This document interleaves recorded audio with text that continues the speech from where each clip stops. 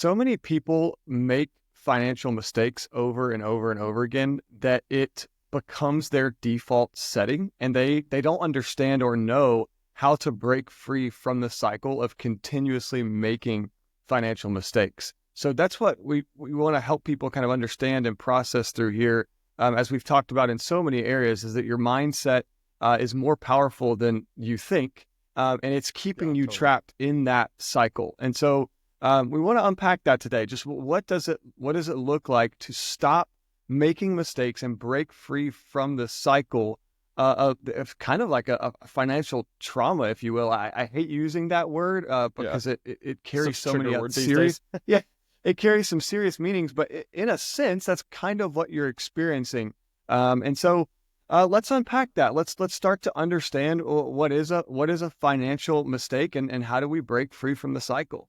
Yeah. I mean, I guess just, from my perspective, like a financial mistake is really just, anytime well, I mean, there's that whole buyer's remorse kind of, conversation where it's like you buy something and you're like, oh, did I just buy that? Like, is that like, oh no, and you almost feel like you made a mistake with a purchase that you made, even though it wasn't necessarily a mistake. But then there are actual mistakes that people do make where it's like, you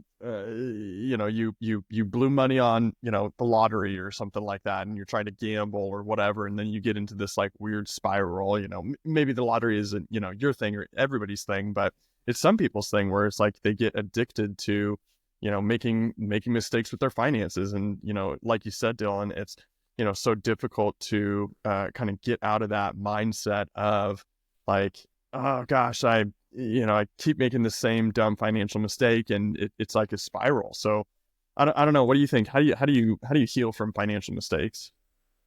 Yeah, it's tough. I mean, like we said in the beginning, it starts with changing your mindset. It takes a breaking free from that. Like I'm going, I've made mistakes. All I'm going to do is continue to make more mistakes. You've got to shift your mindset there to say like I am capable of breaking this cycle. And it's And then it's got to be more than just like this weird positive mentality kind of thing. 100%. It has to be practical things, where you Yeah. actually start with small, steps and everything, with small steps of just doing the right things instead of continually doing the wrong things. And you have to start somewhere, right? I don't know. Yeah. Do you have, I could share examples of money mistakes, certainly. Do you Yeah, have I mean any? the mindset will only get you so far. The Uh-huh. mindset's the starting point, and then you have to have the discipline, the actual action steps in place to combat them. I have one example of a mistake I made recently. I signed my wife and I up for a subscription service for the movie theaters. This I subscription remember you costs telling me 50. this. Yeah, it costs $50 a month, and you can go see unlimited movies, over the course of the month. Yeah. And I thought, hey, this is a great idea. It gives us, an opportunity to, it kind of gives us an excuse to maybe go on a few more dates during the month, that Yeah. sort of thing. I saw it as kind of an investment in our relationship at the time. Oh, Yeah. and then 3 months goes by, and we had been to the movies twice, and it was just like, holy cow! I spent $150 to go to the movies 2 times, and we found ourselves more um, stressed about like we have to go to the movies to make this worth it. It's almost like you Then have to justify the bad purchase that you made, yes, and then exactly. ultimately what ends up happening is you actually end up spending more money. Yeah. Well, that's what happened is like we were like, okay, well, we have to go to the movies to justify the fact that we paid for this. But then while we were at the movies, we're going to spend $45 on Yeah. drinks and popcorns and Because snacks. like, well, we And so already, you're like, oh, well, we already spent the $50, that's fine. yeah, So, well, we could spend a little bit more, it's just, and exactly. it spirals. It was a cycle for me, yeah, that I had to just get a hold of. And after 3 months, we had to go in and we just canceled it. We were like, we're going to cut our Yeah. losses and Yeah. move on. And then Oh, we dude, kind I of, love that. I love that you just said that, like, cut your losses. Like at some point you just have to cut your losses, but it's a hard thing to do because there's this whole like sunk cost fallacy where it's like, yeah, if I just keep like, but I love that you said that because that's one of the hardest things to do is just cut your losses. Hey, admit that you made a mistake and move on. It's one of the yep. hardest things as humans to do. Yeah, because we don't like to admit that we're wrong. I mean, that's Right. a big psychological piece in this conversation is we hate to admit that we made a mistake. We Yep. hate to admit that we are wrong. And my theory is that is what drives so much of the, financial insecurity, financial 100%. mistakes, and just failure at money in general in our culture is we're too prideful to Yeah. admit that we're wrong. I mean, it's the old it's the old Alcoholics Anonymous thing, right? It's like, the first step in fixing the problem is admitting that you have Yes. one. It's almost like are we let's do like FA, financial anonymous. And Financial is anonymous. yeah.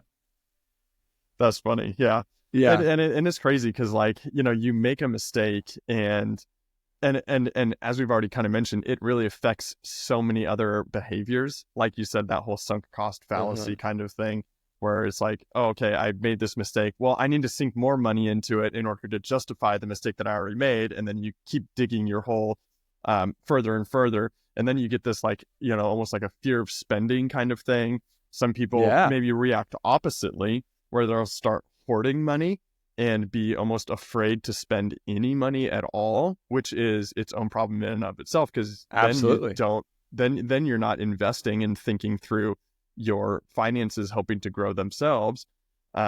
You avoid financial planning is something that some people might do as well, where they're like, it almost like a stick your head in the sand kind of thing and just avoid it entirely, avoidance, right?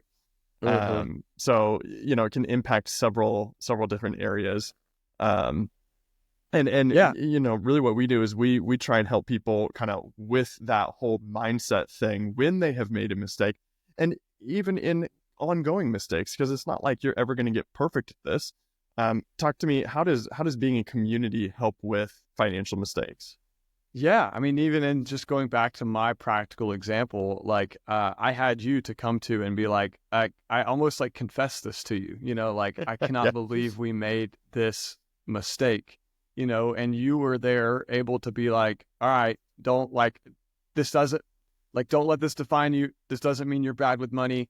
Cut your losses, move on, let's Yeah. get better. But Like you were sometimes, that bro, you were sometimes that you voice just in that need corner. somebody to say that. Yeah. Even if we know that in our heads, oftentimes it just takes somebody just saying exactly what you're already thinking for you to be like, oh yeah, that's all it takes. And then that helps you. So, being a community, kind of like what you said. I mean, we kind of sometimes equate what we're doing to like CrossFit, how Yep. everybody's going in the same direction, but we're all in different places in our fitness journey. It's the same thing with us. We're all going in the same direction, but we're all in different places in our financial journey. And we all want to help each other go and move on to the next step in their financial journey. Yeah. And we Um, want to help each other learn from each other's mistakes. yes. That's the power of, being in this community is like, for instance, hearing my experience about the movie subscription, like if you're scrolling on Twitter and you see an ad for that movie subscription, you're Yeah. gonna, whereas it in the past, you might have been enticed by that opportunity. You're gonna remember my story of my experience with Yeah. that, and you're not going to make the same mistake I did. I mean, that's an Right. example of what we can all do together and what we can be for each other is just being that experience sharing and then that voice Mhm. in the corner that's like, hey, this one mistake does not define your future.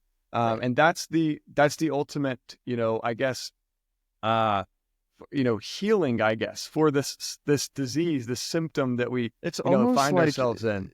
it's almost as if like when we make a financial mistake, the temptation is to try and like hide it or cover it up because there's a lot of shame attached to financial mistakes, especially with the advent of, you know, social media and, hustle culture and all that kind of stuff, where it just seems like everybody is just making these insane amounts of money.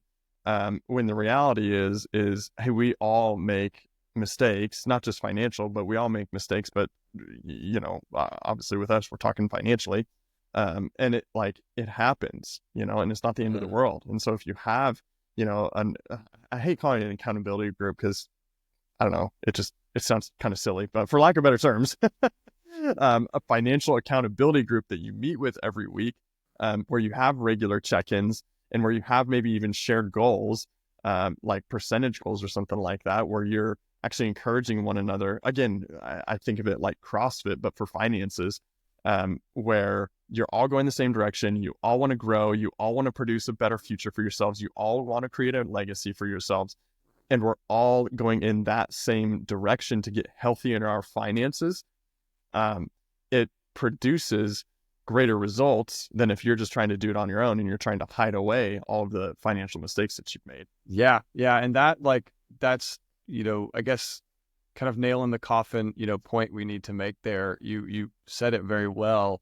But we have to break the cultural stigma that finances, and more specifically the mistakes we make with our money, are this like taboo topic that we can't talk about, that there's so much shame in the mistakes we make with our money, that we can't talk about it. And that there's, it's money in general, culturally, we're not even supposed to ask people how much money they make. And so why would we talk about the mistakes we make with it?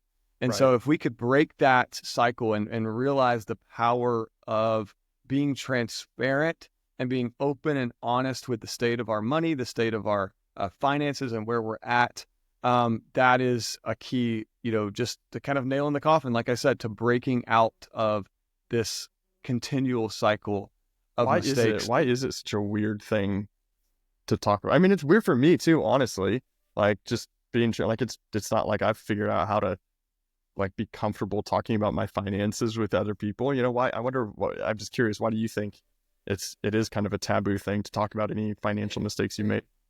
Yeah, I mean, I don't know 100%. I have some theories. Sure. I guess the kind of comparison game, and just like the feeling, the insecurity in us that makes it feel like we have to keep up with the Joneses, and we're not where this person is. We're not where this person is, and so therefore we're just gonna like put on the facade that we're better off than we are, hide our mistakes. We don't want anyone. I mean, That's honestly, it goes back to the very beginning point of like, we don't want to appear like we've done anything wrong. Right. We don't want to appear weak. Like, culture tells us that to appear weak is, a bad thing. To appear as vulnerable is a bad thing. We all need to be strong. We all need to be, and this is such a cliche statement, but like, it's okay to not be okay, that kind of thing. Yeah. Like, like we all make mistakes, and we have to be willing to acknowledge it. Right. So really quick, long term, I again, like, we make it sound as if it's some like, Alcoholics Anonymous kind of thing, which is not the intent at all behind it. But how do you, like, okay, so I made a mistake, right? Okay, cool. Made a financial mistake, screwed up. What do I do now? Like, how do I get back on track? Yeah, practical, right? I mean, some daily or weekly habits that you can start to implement, are simply expense tracking. Like, be aware of where your money is going. Open up your bank statements, your credit card statements, and look at where those dollars are going. And with that, budget. Start assigning your money where it's going to go before you actually spend it.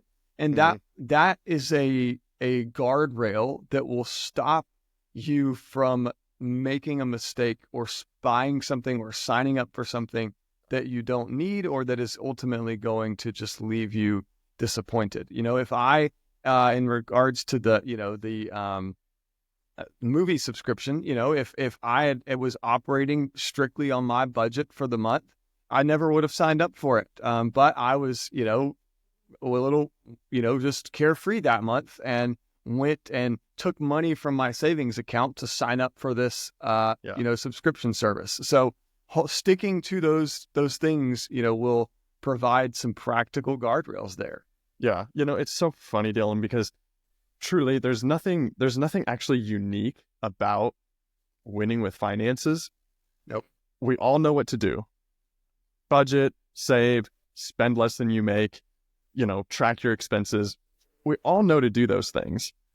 And yet a very small percentage of people truly do those things. And so it's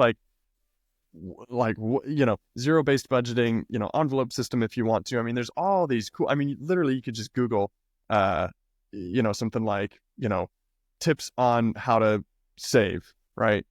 And you'll get a million different results. And so, really what it comes down to is kind of what we keep preaching is, a level of discipline that people just, for whatever reason, don't have on their own most of the time. And that is the primary reason that we have started Money Maps. That is because what you're going to see here is we're not going to be like hyper fixating on like, okay, budget, save, and because everybody knows that. Like right. You know what you have to do. If you're listening to this, like you have heard this before, you've seen, other financial, creators talk about this. Your grandma taught you this. You know what you need to do. You just don't have anybody in your corner that's kind of forcing you to do it, not giving you an option to do it. And that takes a mental toughness and a discipline to do what it takes. That's what we're hoping to create here. We don't want to be just another voice shouting, hey, you need to budget. Hey, you need to save. Hey, you need to track your money. Everybody knows, people know conceptually what to do. People suck with discipline. That's right. Myself included. We all do. And this is why having other people in your corner helps you not suck with discipline, which ultimately is going to help you not suck with finances, right? But you suck with finances because you suck with discipline. Don't be naive to that. Admit it and realize, hey, maybe if I do something different, I might actually get a different result in terms of finances specifically. Well, that's it. What a concept, right? Yeah.